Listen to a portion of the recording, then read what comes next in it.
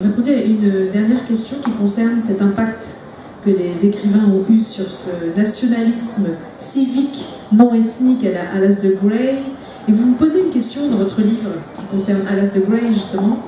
Dans cette petite nation, la littérature ne créerait-elle pas l'événement plus qu'elle ne l'accompagne? Est-ce que finalement cette nation imaginée ou imaginaire ne dépasserait pas la capacité d'entendement du citoyen?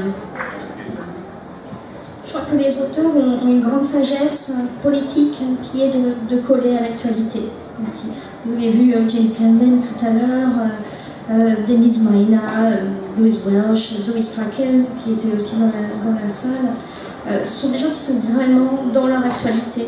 Donc on n'a pas affaire à des romantiques, on n'a pas non plus affaire à des gens qui dépassent le présent pour se projeter dans un avenir complètement rêvé. Voilà, nationalistes romantiques. On a des réalistes ici qui écrivent. Donc c'est un réalisme, certes, extrêmement engagé, mais c'est un nationalisme qui colle vraiment à l'actualité. Ce sont des gens qui sont extrêmement renseignés, qui parfois ont des mandats politiques, qui sont très engagés. Les Lochhead, qui est poète officiel, qui était poète officiel juste avant Jackie Kane, a été, lorsqu'elle est devenue membre du SNP, on lui a demandé de rendre son titre de poète officiel, elle a refusé.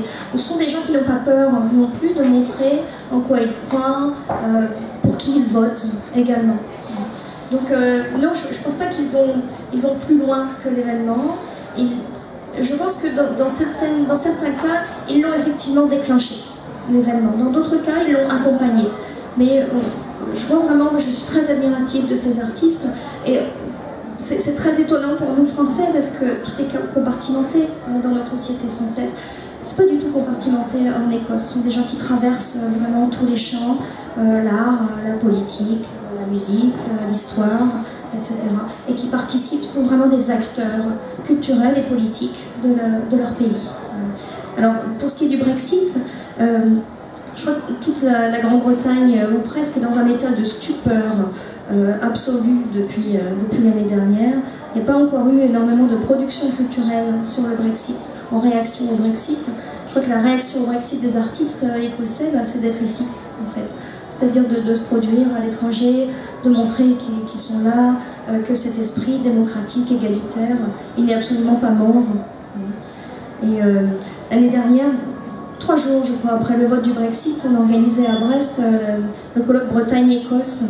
Donc on a eu tout un tas de collègues écossais qui sont arrivés, qui ont passé 3 jours à s'excuser. Donc vraiment cet état de stupeur qui je crois persiste encore, et puis forcément il faut du temps pour que les ouvrages s'impriment, qu'ils s'écrivent aussi. Je pense que d'ici quelques mois, on verra venir justement arriver des productions culturelles qui vont être en réaction justement à cet événement.